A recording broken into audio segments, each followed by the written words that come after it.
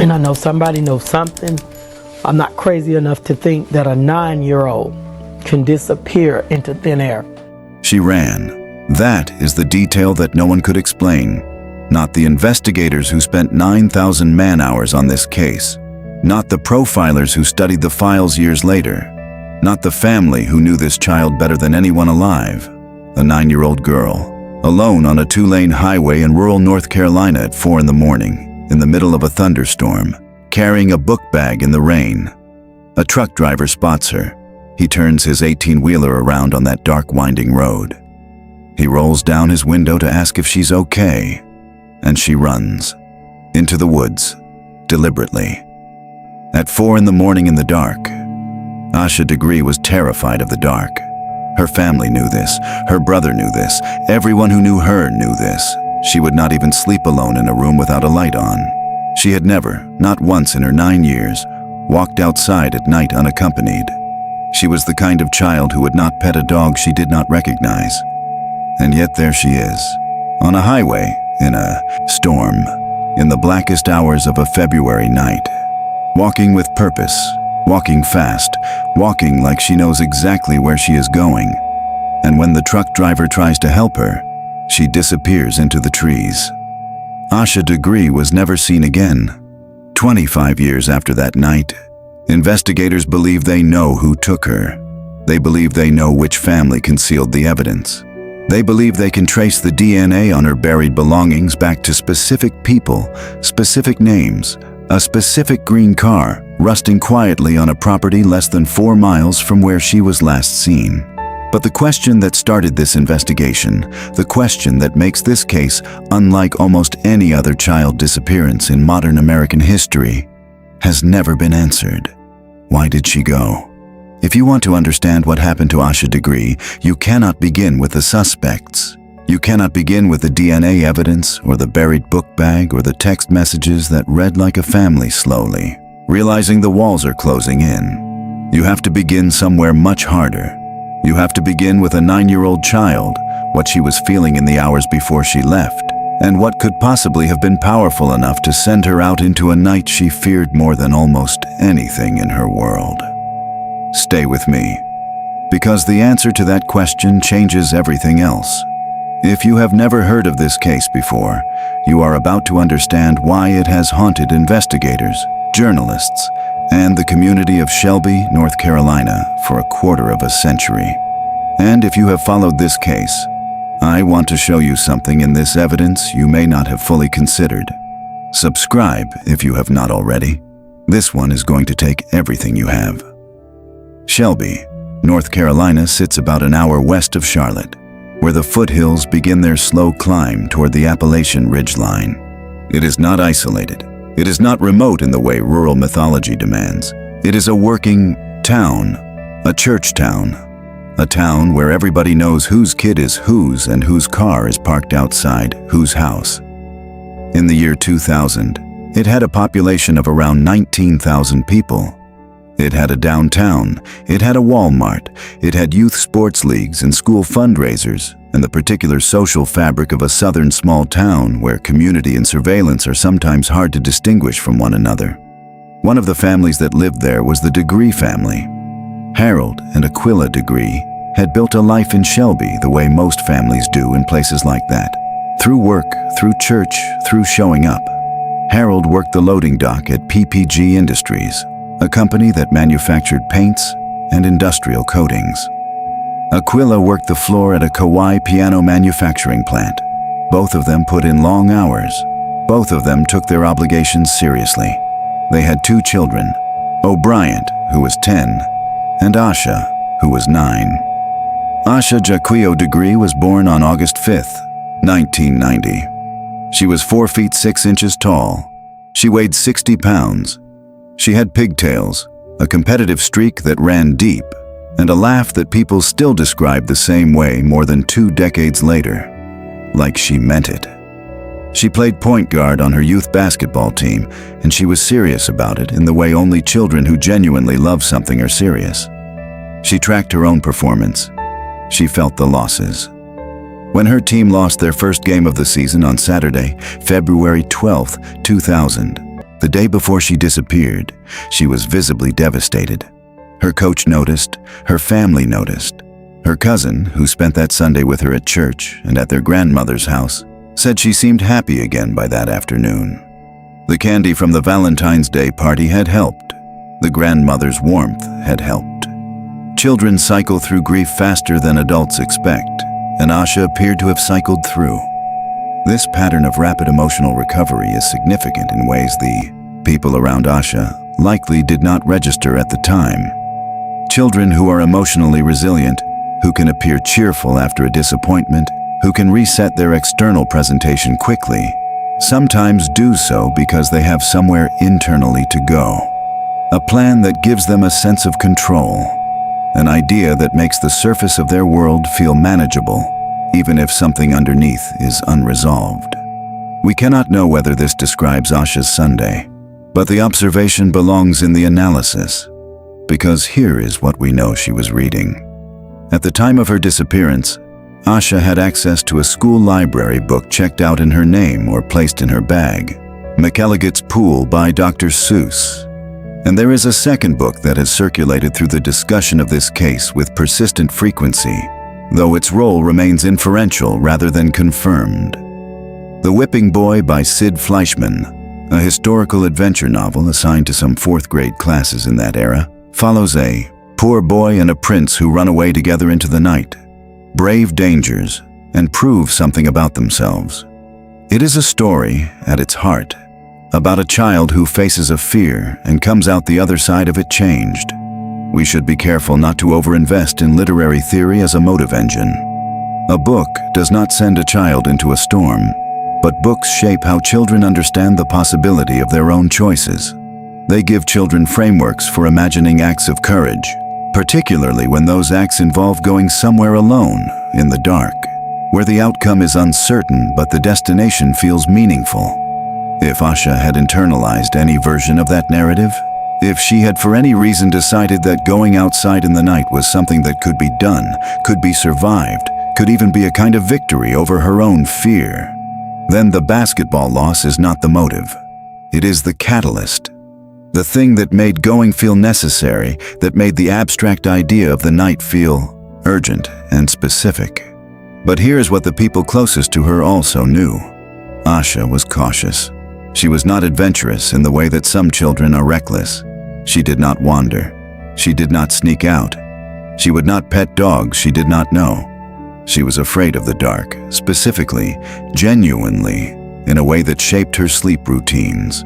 When she was scared at night, she would climb into her brother's bed or drag her mattress to the floor beside him, just to not be alone in the darkness. Harold and Aquila did not have a home computer. This was a deliberate choice. By the year 2000, home computers were becoming common in American households, but Aquila in particular had heard enough about online predators to want no part of it. She was protective in a way that was specific and informed. She had heard the stories. She was not going to give a stranger a door into her children's lives. O'Brien would later say his parents were old school about it, but old school was a choice, and it was a choice made to keep Asha and O'Brien safe. This context matters, because what happens next is only incomprehensible if you forget it, and it becomes the central question of the entire investigation, if you hold on to it. The night of February 13th, 2000, was not a normal night in Shelby. A thunderstorm watch had been issued for the area. By early evening, conditions had deteriorated badly. Heavy rain, strong winds. The kind of night where adults stay inside and children definitely stay inside. Asha had gone to bed early, around 6:30 in the evening, exhausted from the weekend. The storm woke her a couple of hours later. She came out of the bedroom and joined her family in the living room, watching the NBA All-Star game. Around 9 o'clock, a car accident near the house knocked out power to the whole neighborhood. Aquila decided to skip the kids' baths and just put them to bed. They would bathe in the morning before school. Asha climbed into her bed in the room she shared with O'Brien. She was wearing a white nightgown. Her hair was still in pigtails from that day. Harold was a night owl. He stayed up after the power came back on around 12:30 in the morning. At 2:30, he did his last check of the night, opening the bedroom door. Confirming both children were asleep, he saw Asha in her bed. He saw O'Brien in his. Everything was quiet. Sometime after that, in the darkness, O'Brien heard something. He felt more than heard it, he later said. The creak of Asha's bed. He assumed she was going to the bathroom. He went back to sleep. At 5:45, Aquila's alarm went off. She ran the bath. She opened the bedroom door at around 6:30 to wake the children. O'Brien was there, under his covers. Asha's bed was empty. Aquila searched the house. Every room, every closet, the backyard, the cars. She woke Harold. They called Harold's mother across the street. At 6:39 in the morning, Asha Degree called 911. He reported a missing child. The responding officers would note several things immediately. There was no sign of forced entry anywhere in the house. No broken windows, no disturbed locks. The doors had all been locked, which they were when police arrived. And Asha had taken things with her. Her book bag was gone. Her Tweety Bird purse, the one she had won from the classroom treasure chest just days earlier for good behavior, was gone. Some of her clothes, her house keys, a child who left willingly, or at least knowingly, a child who packed. The locked doors suggested she had used her keys to lock up behind herself, or that someone else had. Investigators documented the detail and moved on. There was a child missing. By mid-morning, Chief Deputy Derwin Briscoe from the Cleveland County Sheriff's Office was at the Degree home. He had gone to school with Harold and Aquila. He knew this family. He started the canvass with more urgency than a stranger might have brought to the scene, and the community responded the same way. Neighbors turned out.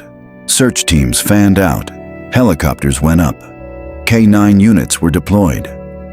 The dogs found almost nothing. The rain from the overnight storm had washed the scent from the ground around the house. Whatever trail Asha had left in the mud and wet grass, it was gone. The handlers worked the area as best they could, but the animals had nothing to follow. This detail will matter again later. Then the tip line opened. 2 truck drivers came forward that day, and what they reported established the first solid geography of the disappearance. Jeff Ruppa was a driver for Sun Drop Bottling Company. He was heading south on North Carolina Highway 18 sometime between 3:30 and 4 in the morning when his headlights caught a small figure walking along the edge of the road. He knew immediately it was a child. She was wearing a dress, white tennis shoes, her hair was in pigtails. She had a book bag over her shoulders. Ruppe turned his rig around, which is not a casual maneuver on a winding 2-lane country highway. He went back. He rolled down his window to talk to her. She never looked up at him. Jeff Ruppe later gave a statement to the Charlotte Observer. He said the girl looked like she knew where she was going. She was walking at a pretty good pace. When he came back toward her to check on her, she ran off the road and disappeared into the trees. About 30 to 40 minutes later, Roy Blanton Sr. and his son were on the same stretch of Highway 18 heading in the same direction. They saw a small figure in light-colored clothing. Roy Sr. initially assumed it was a woman, maybe a domestic dispute situation, someone who had left the house after an argument and was walking it off. He put a call out on his CB radio. He told other drivers in the area to watch out for a short woman walking alone. It was not until the next day, when Roy Sr. saw the news reports, that he understood what he had actually seen. He called his son. They both agreed. That was not an adult. That was a child. When both men came forward to investigators, their accounts were consistent on timing, location, and direction. Asha had been heading south on Highway 18. She was approximately 1 mile from her house. She was moving with intention. The search effort shifted to that stretch of road and the woods surrounding it. On February 15th, one day after Asha disappeared, searchers reached a property owned by a couple named Charles and Raleigh Turner. Their daughter Debbie went to check the storage shed on the property. Inside, among the general clutter of a storage outbuilding, she found things that did not belong there. A Mickey Mouse hair bow, a green marker, a pencil with Atlanta printed on it, candy wrappers nearby. Asha wore hair bows like this. Her basketball coach said he believed this particular one was hers. The Degree family had traveled to Atlanta the year before for a family reunion. The candy matched what had been distributed at Asha's school for Valentine's Day. The items looked like they could be Asha's. They looked like she had been there. And then there was one more item in the shed. A small, wallet-sized photograph of a young black girl who appeared to be around Asha's age. Not Asha. Not anyone the Degree family recognized. Not anyone from Asha's school. Nobody who could be identified. That photograph has never been explained. Here is the problem with the shed, and it is a problem that investigators noticed almost immediately. The shed was difficult to reach. There was a 3-foot drainage gully to cross. There were 6 beagles on the property known to bark at strangers. The shed was not visible from the highway. A child moving alone in the dark and rain would have had to know the shed was there to find it. More significantly, the K9 teams found no scent in or around the shed. The dust inside showed no disturbance consistent with a child entering or sheltering there. And the items themselves, while they appeared to belong to Asha, could not be forensically confirmed as hers at that time. Investigators faced a genuine choice about how to interpret this. The optimistic interpretation was that Asha had sheltered in the shed and then moved on. The more troubling interpretation was that someone had placed those items there, not accidentally, not coincidentally, deliberately, as a distraction or a trail or a message. The investigation documented the find and pressed forward. The dogs continued to work the area. By February 20th, less than a week after Asha disappeared, with over 9,000 man-hours logged and a search radius of 2 to 3 miles around the house exhausted, authorities scaled back the official ground operation. 6 days. The trail, as far as any physical evidence could show, ended at a shed where the dogs picked up nothing. Before we follow the evidence any further, we need to understand something about the community response to this disappearance, because it contains a failure that is easy to miss and important to name. 2 truck drivers saw Asha Degree on that highway. Neither of them called the police at the time. Jeff Ruppa saw a 9-year-old child walking alone on a 2-lane country road in a thunderstorm at 4 in the morning. He turned around. He tried to make contact. When she ran, he did not call it in. He continued his route. Roy Blanton Sr. saw the same figure, also alone, also in the dark and rain, also at an hour no child should be outside, and his instinct was to frame it as a domestic dispute involving a woman, not to call for help. This is not a moral indictment of either man. Both came forward voluntarily when they understood what they had seen. Both cooperated fully with investigators. Roy Blanton Sr. put out a CB radio call to warn other drivers. These are not people who were indifferent to what they witnessed, but the gap between witnessing and acting is worth studying. Both men saw something that, in isolation and in the dark, they processed through the most available frame their minds had ready. Ruppy saw a child walking with purpose and assumed purpose meant safety. Blanton assumed the figure was an adult because his brain supplied the more statistically common explanation for someone walking alone on a highway at 4 in the morning. Adult, not child. This is what psychologists and researchers call normalization bias operating in real time. When the mind encounters an anomaly, especially at night, in poor visibility, during a brief encounter at highway speed, it reaches for the nearest familiar pattern rather than the one that requires intervention. A child walking alone at that hour in those conditions should have been anomalous enough to trigger immediate action. Instead, both men moved through it and processed it as something that made a kind of sense. The consequence was that Asha Degree walked that highway for at least 45 minutes, while 2 separate observers decided not to call anyone. That detail belongs in any honest accounting of this case, not because it changes the outcome, but because it explains part of how the window closed. If either call had been made at the time of the sighting, Asha would have been approximately 1 mile from her home. Response would have been possible. What happened instead, according to investigators' current understanding of the case, happened somewhere on that stretch of road after the second sighting. Within the hour after Roy Blanton Sr. drove past her. That is the window. 45 minutes to an hour. The time between when she was last seen walking and when she was gone. Let us stop here and examine something that the timeline of this case tends to race past. Asha Degree left her home at some point between 2:30 and 3:30 in the morning. She was spotted on Highway 18 between 3:30 and 4:15. She was approximately 1 mile from her house after somewhere. Between an hour and a half of movement. That timeline is slow for a child described as walking at a pretty good pace. It suggests she may have stopped somewhere or doubled back or spent time in a location between her house and the highway that was never identified. The truck drivers confirmed the direction, south on Highway 18. The items in the Turner shed suggested she had been in that area, but the dogs said otherwise. And Asha's behavior when Jeff Ruppy tried to approach her, the immediate flight into the trees, the refusal to look up or acknowledge him, tells us something specific about her psychological state in that moment. She was not lost. She was not confused. She was not a child who had wandered out in a daze and didn't know where she was. She was moving with intention, and she was actively avoiding the attention of an adult who was trying to help her. Why does a 9-year-old child who is afraid of the dark choose to stay in the dark rather than accept help from a stranger? There are two possible answers to that question, and they pull the investigation in entirely different directions. The first answer is that she was afraid. Afraid of being caught. Afraid of being taken home. Afraid of something at home she was trying to get away from. A child running away does not want to be found and returned. The flight into the trees is what flight from capture looks like. The second answer is that she was following instructions. Someone had told her not to talk to anyone. Someone had told her that if an adult tried to approach her, she should go into the trees.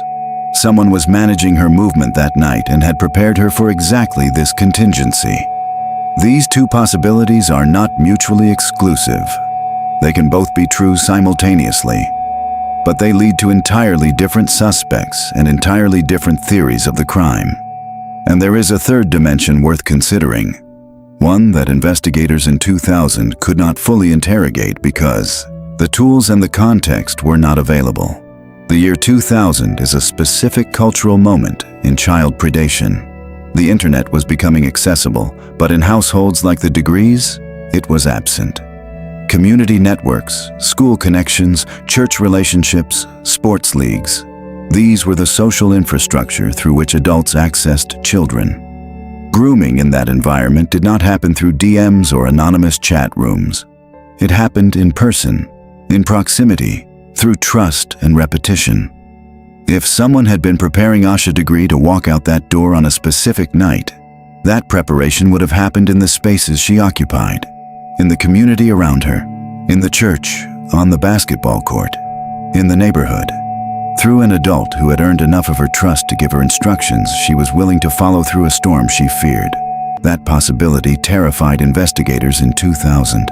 It still does, because it means that someone who was part of the fabric of that town, someone the Degree family might have known by name, decided that a 9-year-old child was worth the risk of sending into the rain at 3 in the morning. Investigators in 2000 had no way to definitively choose between them. They had no digital trail to follow. There were no text messages, no social media accounts, no browser history, no location data. Asha's parents had made sure of that, which means the only person who knew why she went was Asha herself. And she was gone. The investigation continued through the spring and summer of 2000, carried largely on the efforts of Aquila and Harold Degree. They put up flyers on telephone poles and in shop windows across Cleveland County. They appeared on the Montel Williams Show and on America's Most Wanted, pleading for anyone with information to come forward. In March, law enforcement erected a billboard on Highway 18 near the last confirmed sighting. Asha's face above the phone number for the Cleveland County Sheriff's Office and the FBI. Sheriff Dan Crawford gave press conferences that became progressively more honest about the difficulty of the case. He had handled child abduction cases before. He had never encountered anything like this. Asha Degree, he said at one point, had basically disappeared. Tips came in. They were investigated. None led anywhere actionable. Summer faded into autumn, autumn into winter. No new sightings, no body, no witnesses who had not already been interviewed. The community's attention, as community attention always does in cases without resolution, gradually drifted elsewhere. The billboard on Highway 18 remained. Aquila's flyers remained on some of the poles. The case remained active on paper, but the trail had gone cold.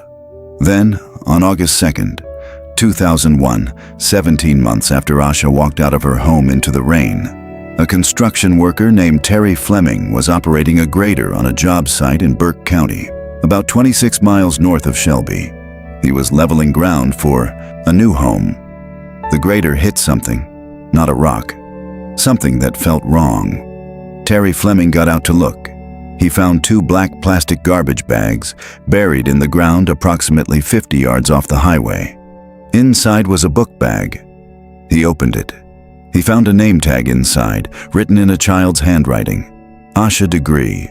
Terry did not have cell service. He did not know who Asha Degree was.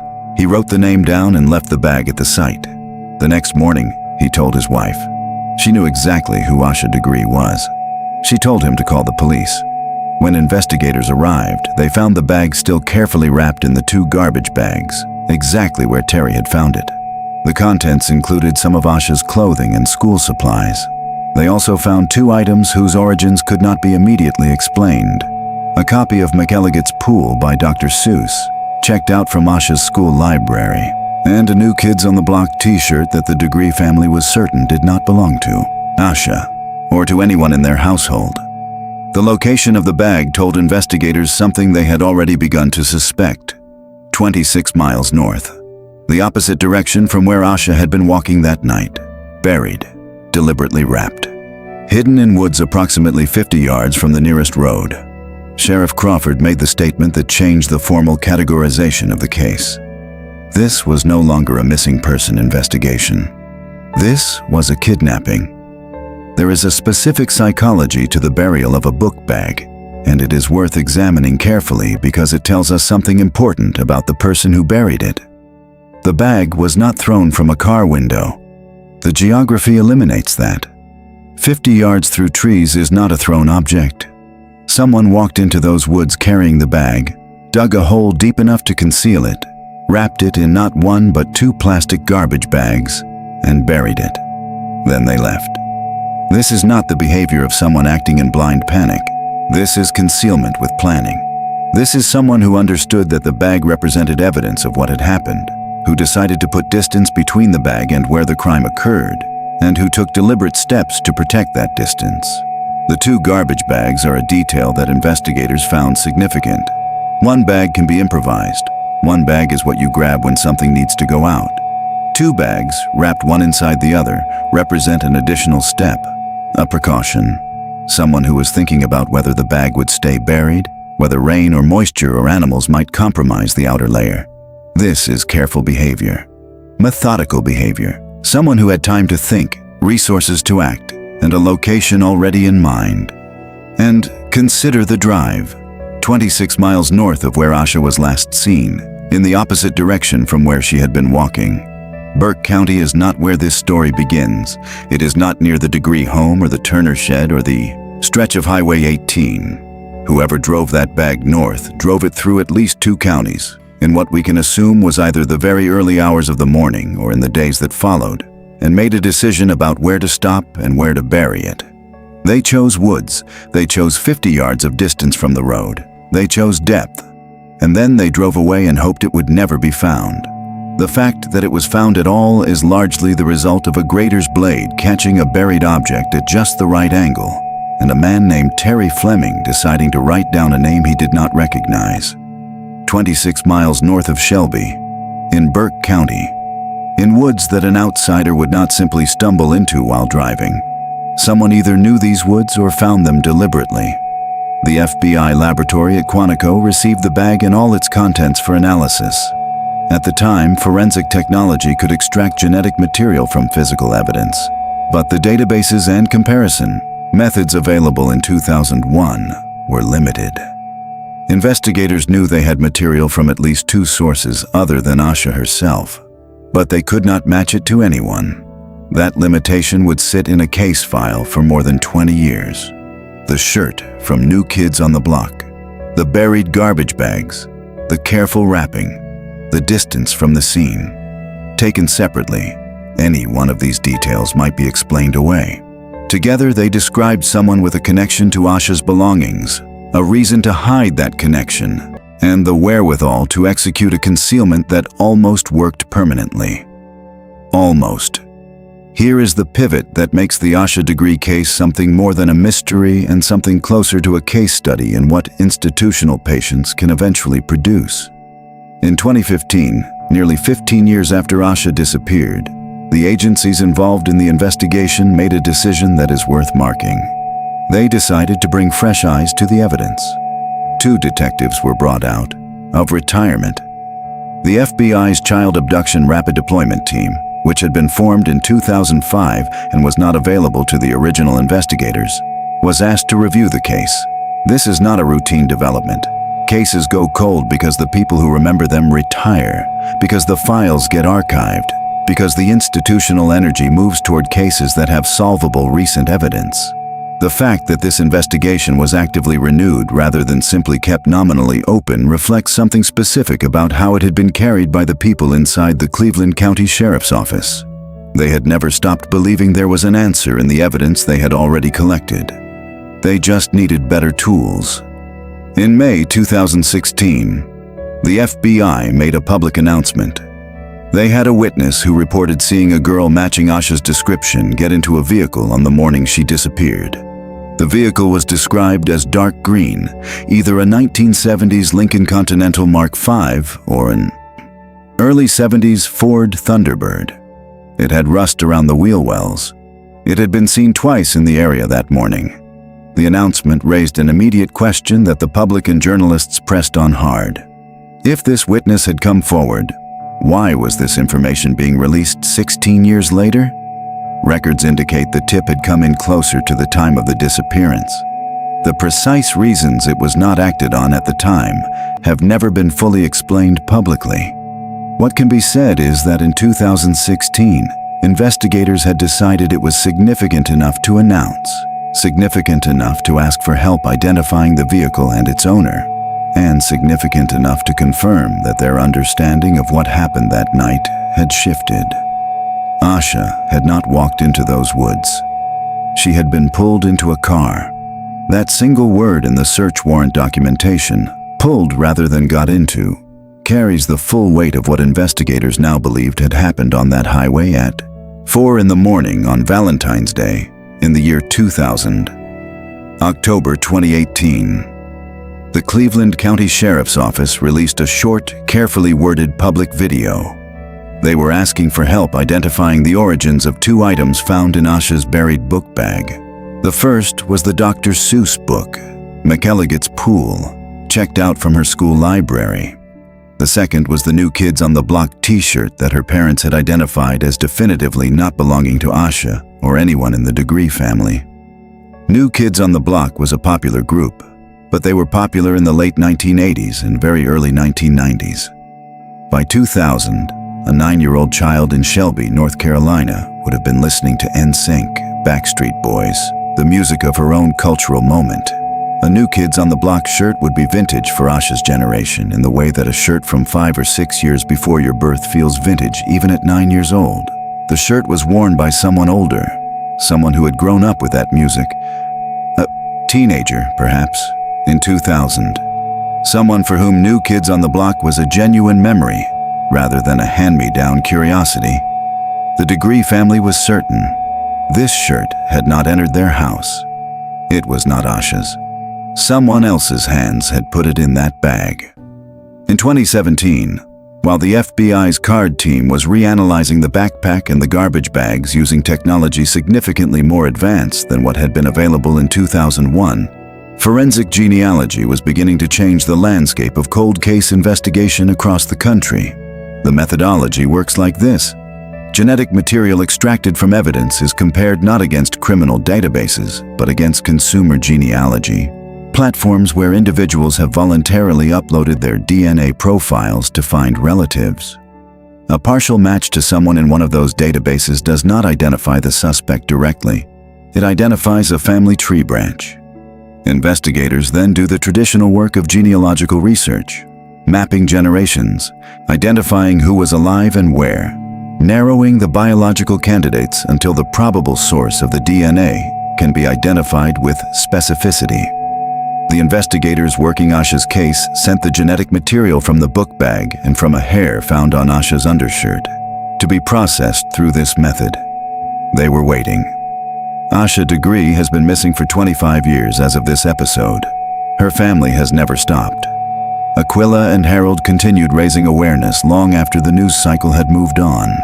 For years, a large billboard on Highway 18 bore Asha's face alongside an age-progressed photograph, both images funded by the family's own effort to keep her visible to the community that had surrounded her in life. The Degree family is an important character in this investigation, not as suspects, but as a study in what sustained grief looks like when it refuses to surrender. Harold's engines were cold when investigators checked the family cars that first morning. The family was thoroughly investigated and cleared. What remained was the posture of parents who had done everything right and still lost a child to something no amount of caution could have prevented. Because here's the detail that sits at the center of the psychological mystery of this case and refuses to resolve. Asha did not have access to the internet. She did not have a phone. She was afraid of the dark. She had never, by any account from any family member, friend, or neighbor, shown any sign of planning to leave home. There was no note. There was no fight with her parents significant enough to be documented or remembered as a motive for flight. The basketball game loss was real but ordinary. Children lose games. And yet she packed a bag. She packed specific things: her Tweety Bird purse, her house keys, a change of clothes, her school supplies. She left during a storm, in the darkest hours of the night, alone, and she navigated a mile of rural highway in the pouring rain with a sense of direction that both truck drivers described as purposeful. She was going somewhere. Something had told her to go. The investigators who spent 25 years on this case have come closer than anyone to answering that question. But the answer, even now, is incomplete. And the incomplete part is the part that Asha Degree took with her into the dark. What we do know, and what part 2 of this investigation will reveal in full, is what the DNA evidence eventually produced, what the forensic genealogy identified, what the green car on the property had been doing for 24 years while its owner lived less than 4 miles from the last place anyone saw this child alive, and what the text messages between a family under investigation read like when the people sending them believe no one is watching.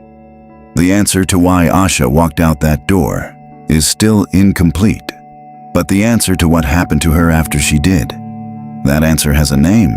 We will get there. Right now, if you are still with this story, if the detail about that green car and the DNA on the buried shirt has already started pulling at something in your mind, drop the word "still walking" in the comments. It tells me you are tracking the thread. It tells me you understand that the most important part of this investigation is not the crime itself. It is the 24 years in which people who knew the truth drove past a billboard on Highway 18 every single day and said nothing. 17 months after Asha Degree vanished, her book bag surfaced from the earth 26 miles from where she was last seen, buried in double plastic bags in woods off a highway. And for 23 more years after that, the person who put it there continued to live within 4 miles of where she was taken. That is not a figure of speech. That is the documented geography of this case. The people investigators now believe were involved in Asha Degree's disappearance, the people whose DNA ended up on her belongings, whose car matched the description given by a witness who saw her pulled off the road, whose family text messages would eventually read like a slow-motion confession with all the most important words removed. Those people were neighbors. They ran a rest home. They operated a private Christian school. They owned property throughout Cleveland County. They drove past that billboard on Highway 18, Asha's face above the phone number for the sheriff's office, for years. What we're going to examine in this part of the investigation is not just what happened to Asha Degree. It is how a family conceals knowledge of a crime for 2.5 decades, what that concealment looks like from the inside, and what it takes to finally break it. The answer involves forensic genealogy, a grater blade, a shirt that belonged to a teenage girl, and a series of text messages sent between family members who forgot, or chose to forget, that law enforcement can subpoena an iCloud account. Let me show you exactly what happened when the walls started closing in. The years between 2001 and 2015 represent the long middle of the Asha Degree investigation. The case was never formally closed. The Cleveland County Sheriff's Office kept it active, continued interviewing, continued reviewing tips as they came in, but the trail that had gone cold in the spring of 2000 showed no sign of warming.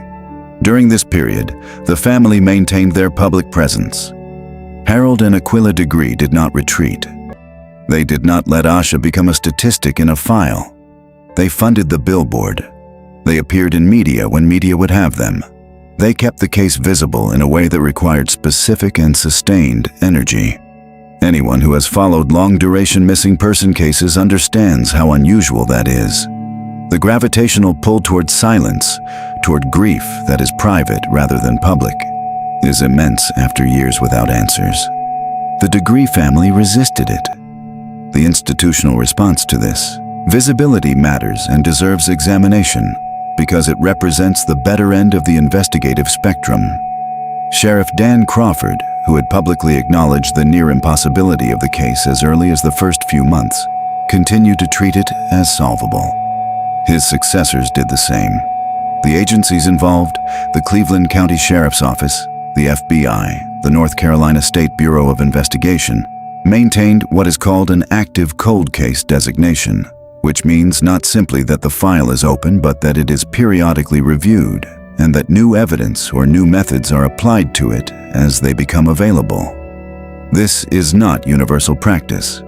Many cold cases, particularly those involving victims from lower-income communities or communities of color, move to a status that is nominally active but functionally archived. Resources migrate toward cases with solvable recent evidence. The pressure to produce results within political and budgetary cycles shapes which files get real attention and which ones accumulate dust. The Asha Degree case could have followed that trajectory. It did not. And a significant reason it did not is because the Degree family's sustained public pressure created a reputational and professional obligation that kept the case visible inside the agencies responsible for it. The billboard was not just a message to potential witnesses.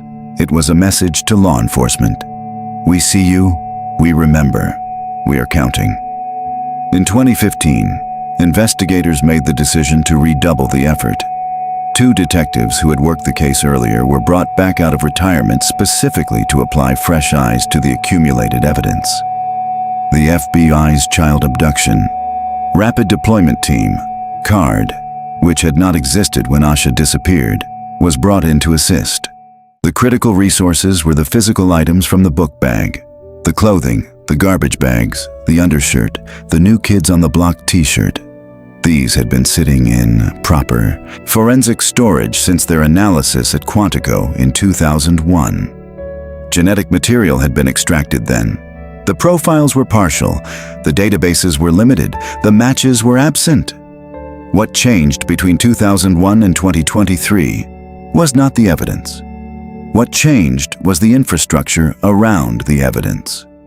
In 2023, investigators submitted the genetic material from the items in Asha's book bag to be processed through forensic genealogy. The method compares extracted DNA against consumer ancestry databases, the platforms where millions of people have voluntarily uploaded their genetic profiles to find relatives. A partial match is not a direct identification. It identifies someone who shares DNA with the unknown contributor. Investigators then build a family tree from that branch, narrowing the candidates through traditional genealogical research and geographic cross-referencing until they can identify the most probable source with specificity. It is worth pausing on this method's cultural specificity. The databases that make forensic genealogy possible, exist because Americans have voluntarily submitted their DNA to companies like 23 and Me and Ancestry DNA in the millions, primarily to satisfy curiosity about heritage and health. Those submissions were not made with the expectation of serving as forensic reference points. Most of the people in those databases do not know they are in them in any investigative sense. What they created, by submitting their genetic material to proprietary consumer platforms, was an enormous reference library that investigators can use to identify biological relatives of unknown genetic contributors in evidence. This is a development with significant implications that society has not fully processed yet, and it belongs in any honest analysis of how cold cases are now being solved. The technology works. It works precisely because of the scale of voluntary participation, and it works in ways that the participants could not have anticipated when they swabbed their cheeks and mailed in the samples.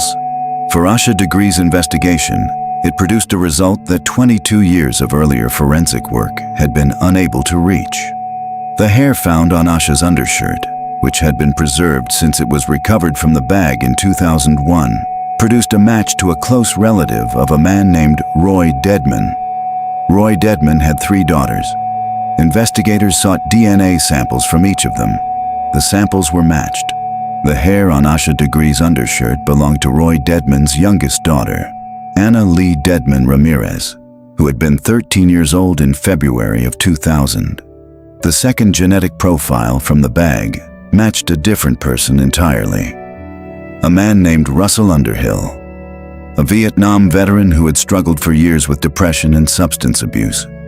A man who had, at the time of Asha's disappearance, been a resident at a care facility owned and operated by Roy and Connie Dedman. Let us look more carefully at Russell Underhill because understanding who he was inside the Dedman family's world is essential to understanding how investigators believe this crime was possible. Russell Underhill was not simply a resident. He was, by the accounts documented in the search warrants and subsequent investigative records, something closer to a dependent. Roy Dedman was his emergency contact of record, not any of Underhill's own family members, but Roy Dedman, the man who ran the facilities where Underhill lived.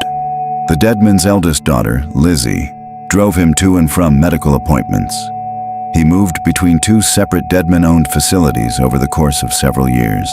He died in his Lincolnton apartment in December 2004 at 54 years old, of what the record listed as undetermined causes. The relationship between a care facility operator and a resident who has become this closely woven into the family's daily life is not a clinically neutral one. It creates a specific kind of dependency, and dependency creates leverage in both directions. A man who needed Roy Dedman for basic logistics of his life, for transportation, for emergency contact, for the daily administration of his medications by Connie Dedman. That man is in a position where his relationship with the family shapes what he feels able to do and what he feels he owes them afterward. This is not an exculpatory observation. It is a structural one. The connection between Underhill and the Dedmans was deep enough and practical enough that whatever happened on that highway in the early hours of February 14, 2000, there was already a framework in place for the Dedmans to be informed, to be involved in the aftermath, and to have their own reasons for protecting him. 2 separate DNA profiles, 2 separate people, both connected to the same family. One of them a girl of 13 whose hair ended up on the undershirt of a 9-year-old who vanished in the night. The other a damaged and vulnerable man who was, by multiple accounts, in an unusually close personal relationship with the family whose property he lived on. Roy Dedman was listed as Russell Underhill's emergency contact, not a family member. Roy Dedman. The investigation now had suspects. It had their names. It had the genetic evidence connecting them to the physical evidence in the case. And it had, discovered during drone surveillance conducted in the months before the September 2024 searches, one more thing. A dark green car sitting on the Dedman property, less than 4 miles from the last confirmed sighting of Asha Degree. On September 10, 2024, a fleet of Sheriff's Department and FBI vehicles arrived at multiple properties in Cleveland County tied to the Dedman family. 2 addresses on Cherryville Road, a property on Hawthorne Lane, the Northbrook Rest Home, the care facility the Deadmans operated, a residence in Charlotte. Investigators brought search dogs, ground-penetrating radar, the kind of operational scale that signals that an investigation has moved from hypothesis to conviction in the investigative sense of that word, if not the legal one. At the property adjacent to the main Deadman residence, they found the car, a dark green 1964 AMC Rambler, sitting there on the property. The wheel wells were rusted.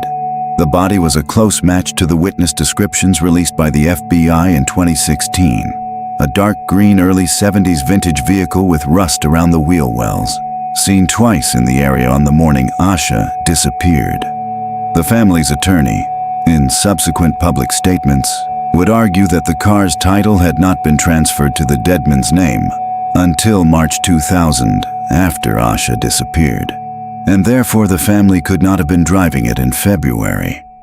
This argument assumes that legal title transfer is the operative threshold for whether a person drives a car.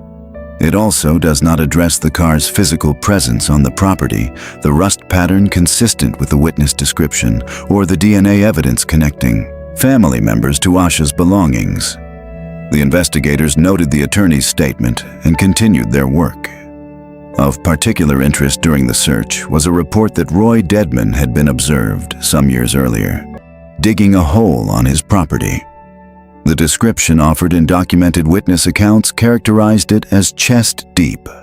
The search warrants explicitly stated that investigators believed Roy and Connie Deadman's direct assistance would have been necessary in the execution and concealment of the crime. That is the language of a search warrant written by investigators who believe they understand what happened and need to find the physical evidence that confirms it.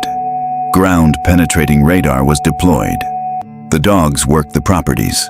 Investigators collected phones, computers, journals, clothing, and anything else that might contain relevant evidence.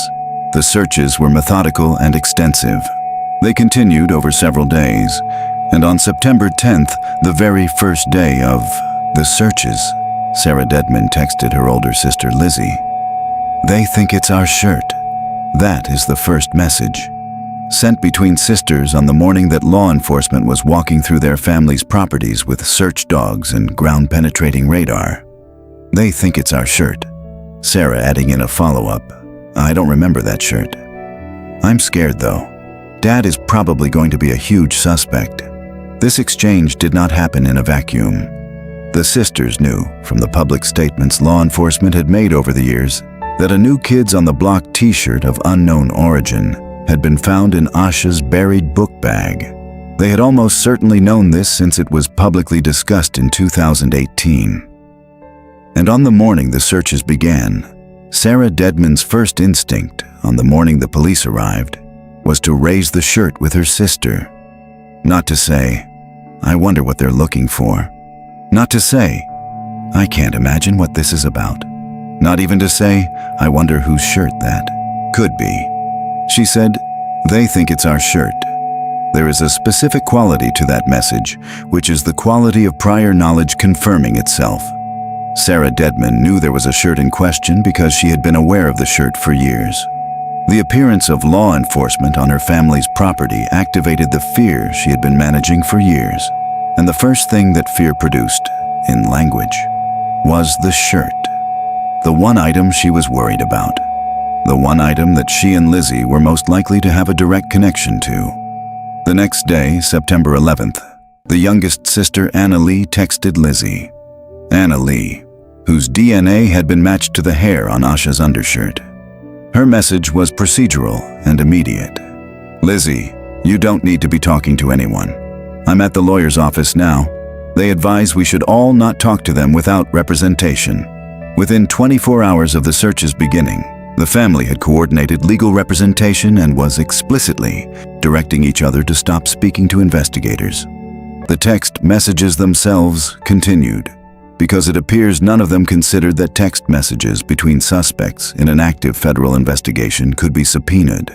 Or perhaps they considered it and believed the content was ambiguous enough to be safe.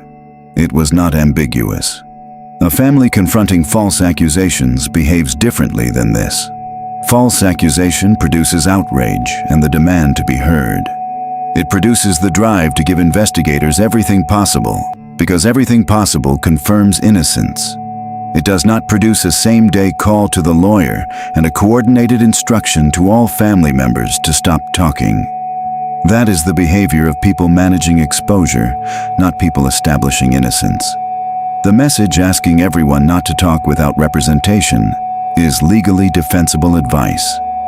The content of the messages they sent each other while following that advice is not. On September 12th, Lizzie Dedman spoke with the family's attorney, David Teddy. Afterwards, she texted Sarah. She relayed what she characterized as the police's working theory, that she, Lizzie, had been responsible for what happened to Asha, that it was an accident, that it had been covered up. This is the moment in the text thread that investigators would have found most significant, and for a reason that goes beyond the surface content. Lizzie was conveying a theory that law enforcement had not yet made public. The attorney had told her. The attorney had presumably been briefed by or inferred from investigators, and Lizzie's response to hearing this theory was not outrage. It was not the response of someone who has been falsely accused. Her response was to spiral. Later that day, Lizzie texted her ex-husband, Kelly Foster. She told him she felt horrible. She told him she did not know what to do. And then she wrote 4 words that have since been quoted in every significant piece of journalism on this case. I caused this. Kelly Foster tried to reassure her. No, you didn't, he wrote back. Lizzie did not accept the reassurance. Later, she asked Sarah, "Is everybody mad at me?" Sarah's response, "Nobody is, Lizzie. This is, in the original text message, typed in capital letters. Not your fault." The pattern here is worth examining with some care because it is psychologically distinctive. Lizzie Dedman is not asserting innocence in these messages. She is seeking absolution. These are not the messages of someone who is confused about being falsely implicated. They are the messages of someone who has been carrying a weight for a very long time and is watching the structures that held the weight in place begin to fail. She is asking if people are mad at her. She is saying she caused this. She is accepting, at least in the private language of these messages, some version of responsibility for something that she is not publicly acknowledging. And her family is trying to reassure her, not by denying the reality she seems to be responding to, but by telling her that whatever happened, it is not her fault. Not her fault because of what precisely? The messages do not specify. That is the gap in the record. But the shape of that gap is legible. Separately from the family's text messages, an independent witness had come forward in the days after the searches. Thaddeus Valentine, a man in his 40s, gave a statement to the Cleveland County Sheriff's Office on September 18, 2024.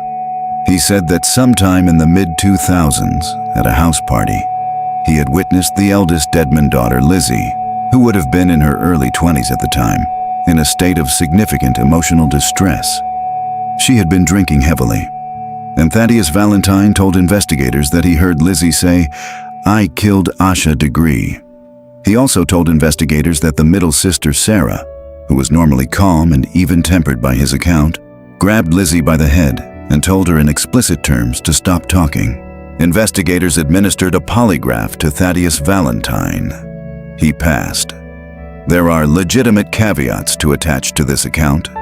The reward money in the case had been raised shortly before Valentine came forward, which creates an incentive that honest analysis cannot ignore. The ex-wife he had been with at the time of the alleged party statement said she had no memory of him ever mentioning this to her, which raises questions about why he would hear something of that magnitude and not tell his own partner. And no other attendees of that party have come forward to corroborate the account. These are real considerations. They do not on their own disqualify the statement. Witnesses sit on information for complicated reasons. Reward money motivates people to act on things they genuinely witnessed, not only to fabricate. And the content of Valentine's account is consistent in its emotional architecture with the text messages. Lizzie spiraling at a party, drunk, saying she caused it. Lizzie spiraling in texts, sober, saying she caused it. The psychological signature is the same. What the polygraph confirms is that Valentine believes what he says he heard. What it cannot confirm is whether Lizzie's drunken statement was a confession of genuine direct action or an expression of guilt that is more complicated, more layered, more adjacent to the event rather than central to it. And adjacent guilt, in the context of this family, may actually be the more significant category. Here is the theory that investigators appear to be building toward, based on the publicly available search warrant documentation, the DNA evidence, and the behavioral analysis embedded in the text messages. Russell Underhill was in the area of Highway 18 in the early hours of February 14, 2000. He was likely driving the green AMC Rambler, a car that the Dedmon family had in their possession and that at least one of the daughters had been driving as early as 1999.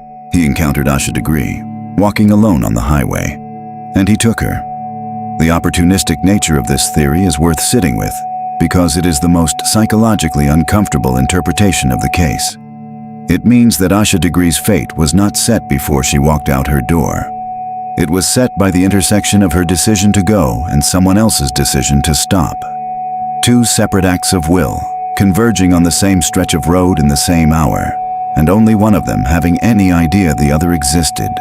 If Asha had turned back, if she had gone into the woods when Jeff Ruppy approached her and stayed there until light, if Roy Blanton Sr.'s CB radio call had reached someone who actually came back to check on her, if the window between the last sighting and the encounter with the Rambler had been 15 minutes shorter, any one of those things, and the outcome changes entirely.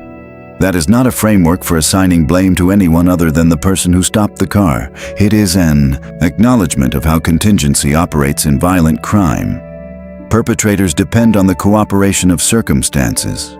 And on February 14, 2000, the circumstances cooperated. What happened after that is not fully established in the public record. Asha did not survive. Her body has not been found. The search warrants indicate that investigators believe her remains were concealed, and that Roy Dedmon's assistance in that concealment was necessary given the references to the chest-deep hole Roy was observed digging on his property. Russell Underhill died in December 2004 in his apartment in Lincolnton at age 54. His death was listed as undetermined causes. He cannot be questioned, he cannot be charged, he cannot defend himself or incriminate others. His death resolved his personal legal exposure and may have been one of the reasons the investigation stalled in the years that followed, because the person most directly responsible for the act itself was no longer available to interview. What remained were the people who knew. The Dedmon daughters, who were teenagers when it happened, who found out, whether immediately or in the days and weeks after, what the man their father had taken on as a ward and a dependent had done, whose DNA ended up on Asha's belongings in ways that may indicate they handled those belongings at the Dedmon property after the fact, who sat with that knowledge for years while the billboard on Highway 18 kept Asha's face visible above the number no one in their family called, and Roy Dedmon himself, who listed Russell Underhill as his emergency contact, who owned the car, who was observed digging, who, according to his daughter Lizzie's own account of what the family attorney told her, was the one running the response to the investigation 24 years later. "I want to do what Dad says," Lizzie wrote in one of the messages. Roy Dedmon was running the show even as investigators closed in. On February 10, 2025, Lizzie Dedmon agreed to take a polygraph administered by the Cleveland County Sheriff's Department. When asked whether she was concealing information about Asha's disappearance, her response was flagged as deceptive. During the same session, she said something that would be repeated in every subsequent news report about the case. When asked about her father, she said, "If my dad did it, he did it, but I had nothing to do with it. If my dad did it, not if someone did it. Not if this even happened. If my dad did it." A conditional statement that treats her father's involvement as a real possibility she is acknowledging rather than an absurd accusation she is dismissing. 3 days later, on February 13, 2025, the night leading into the 25th anniversary of Asha's disappearance, investigators executed a new round of search warrants. These were not warrants for evidence of the original crime. These were warrants for obstruction of justice. Investigators now believed that members of the Dedman family had been actively interfering with the investigation. They targeted Lizzie, Sarah, and Roy. They seized cell phones. They documented the basis in the text messages and in the failed polygraph. No criminal charges had been filed as of the most recent public record available. No remains had been found. The investigation remained active. In April 2025, multiple agencies, including the FBI, searched a Lincoln County property containing several buildings along Highway 274. The results of that search were not publicly disclosed. In May 2025, the reward for information leading to Asha's whereabouts was raised to $75,000. By June 25, 2025, it had been raised again to $100,000. Reward money is raised for specific reasons. It is raised when investigators believe there is a person who knows something, whose cooperation they need, and whose circumstances might make $100,000 a meaningful inducement to provide it. The speculation, documented across multiple reporting outlets, is that the target is Kelly Foster, Lizzie's ex-husband, who comforted her in those text messages, who told her it was not her fault, and who by that very act demonstrated that he knew enough about what she was responding to offer absolution. He knows something. The question is whether he will say it. There is a secondary layer to the reward increase that is worth noting, because it tells us something about where the investigation is. Investigators do not raise reward money when they have already secured the evidence they need for prosecution. They raise it when they have the shape of the truth, but need one more piece to confirm it.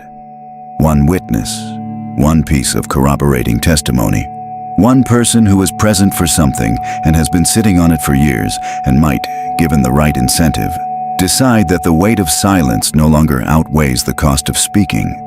The reward is a signal.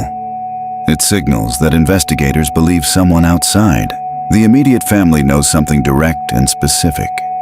It signals that they are close enough to a resolution that a single credible testimony could complete the picture. And it signals that the investigation, 25 years in, is still moving. The evidence is accumulating. The text messages are in the record. The DNA matches are confirmed. The car is on the property. The polygraph has flagged deception. The search warrants describe obstruction.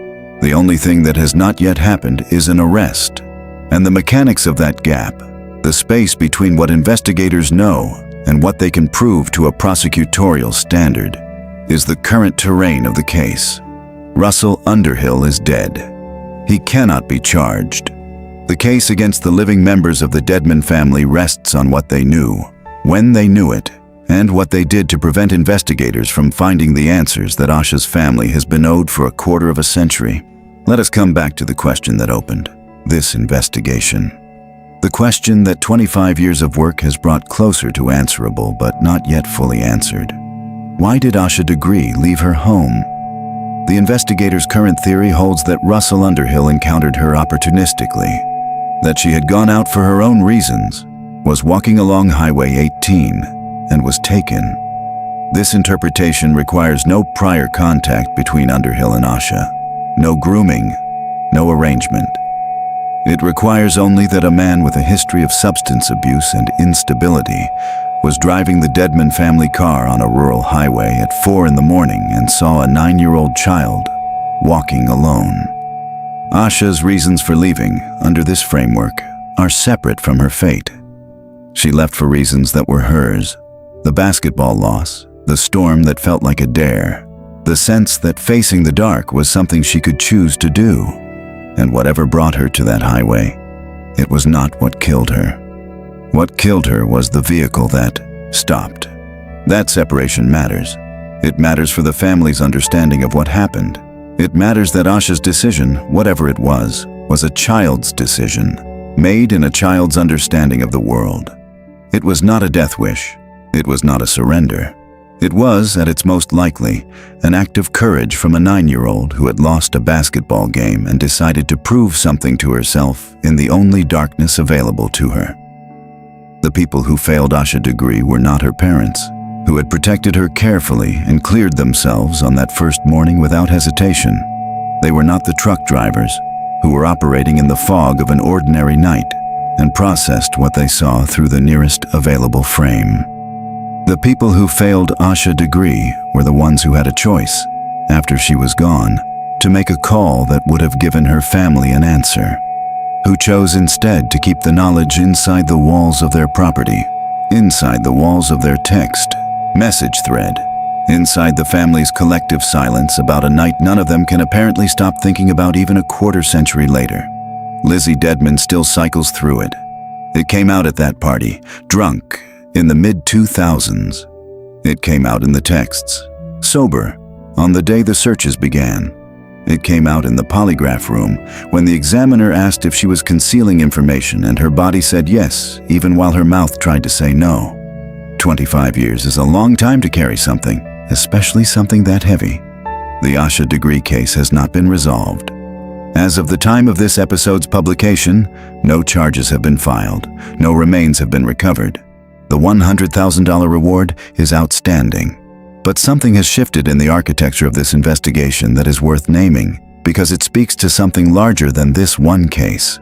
Forensic genealogy has now been used to identify suspects in over 500 cold cases across the United States, including cases that were decades old with no living witnesses and no viable physical leads.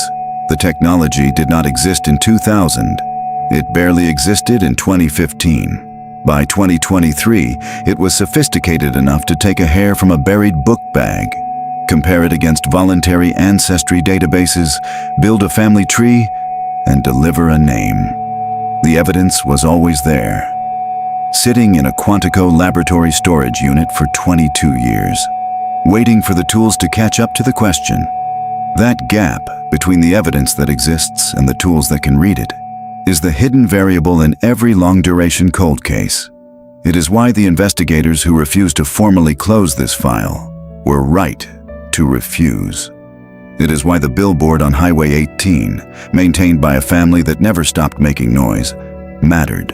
Cases that disappear from public consciousness lose the external pressure that keeps institutional attention focused. Cases that remain visible get re-examined when new tools emerge. Asha Degree remained visible because her family would not let her disappear twice. There is a final observation this case demands, and it is about the specific species of silence that the Deadman family maintained. It is not difficult, psychologically, to understand how a family conceals a crime when the perpetrator was someone in their care, someone they were responsible for, someone whose actions created a legal and moral liability they were not prepared to accept. The initial decision to say nothing is a panic decision, and panic decisions do not feel like choices at the time. They feel like the only possible response to an impossible situation. What is more difficult to understand, or perhaps more accurate to say more difficult to forgive, is the sustained daily decision to maintain that silence. Every year, every anniversary, every news report, every billboard, every appeal from Harold and Aquila Degree for anyone with information to come forward. The psychology of long duration. Concealment is distinct from the psychology of the initial cover-up. In the first hours and days, concealment is driven by terror, by the animal calculation of self-preservation. You are not thinking about the family of the child. You are thinking about what happens to your own family, your own freedom, the world as you know it. That terror is real even when it produces choices that are indefensible. But terror does not last 25 years. Terror fades, and what takes its place is something more deliberate. The decision to continue the silence becomes a daily choice, made in full awareness of the people on the other side of it. Harold and Aquila Degree became public figures in Cleveland County over the course of those years. Their billboard was impossible to miss. Their media appearances were documented. Their pain was not abstract. It was specific and visible and present in the community where the Deadman family also lived, also worshipped, also ran their businesses and their rest home and their private school. The Deadman family was not concealing this from strangers. They were concealing it from neighbors, from a community that knew both families by name, and they chose, every day, for 25 years, to continue doing so. This is the thing that Lizzie Dedman's text messages make visible that legal documents alone cannot. The weight of that choice was not weightless, even for the people making it. I caused this. I feel so horrible. So horrible. Is everybody mad at me? Those are not the words of someone who has fully made peace with a decision. They are the words of someone who has been sitting with the consequences of a decision for 25 years and has run out of the internal language to contain it. The concealment did not protect the Dedman family from the moral reality of what happened. It only delayed the legal reckoning. And the delay itself compounded the harm. Every year that Harold and Asha Degree did not know where their daughter was, every age-progressed photograph, every plea to the public, every night that O'Brien lay in the room they had shared together, and Asha's bed was still empty. All of that was the direct consequence of people who had the information the family needed and chose to hold it. The Dedman family is not a family of monsters in the way crime narratives sometimes require. They appear to be a family of ordinary people who made a catastrophic choice in a moment of crisis and then made the same choice again every single day for 25 years because the cost of stopping felt greater than the cost of continuing. That is not extraordinary. That is human. It is the same mechanism that allows people to drive away from accidents, to stay quiet about things they witnessed, to prioritize the survival of their own family over the survival of someone else's. The mechanism is ordinary. Its consequence in this case is not. Somewhere, Asha Degree has not been brought home. Her family does not know where she is, and the people who know where she is have been, by the documented record, more concerned with how to navigate the situation than with what the situation requires. The ground-penetrating radar will find what it finds. The text messages have already said what they said. The forensic genealogy has already made the match that changes everything. What happens next in this investigation will determine whether Asha Degree's family finally gets what they have not had in 25 years. Not closure, because closure is a word that does not survive the death of a 9-year-old child, but an answer. If this episode has stayed with you, if you have been sitting with the image of that highway and that child and that family that has been carrying this for 25 years, share this video. Not for the channel, for the case. Every person who watches this is one more person who knows Asha Degree's name, and cases stay solvable when they stay visible. Like this video if the analysis added something to your understanding. Subscribe if you want to follow what happens when investigators take the psychology seriously, when they treat the behavior as the evidence and let the facts build their own case. We cover the cases other channels summarize. We cover them the way they deserve to be covered, with the depth they demand and the patience the families have earned. Asha Degree, Shelby, North Carolina. Valentine's Day 2000. Still walking in every sense that matters toward the answer her family has been waiting for.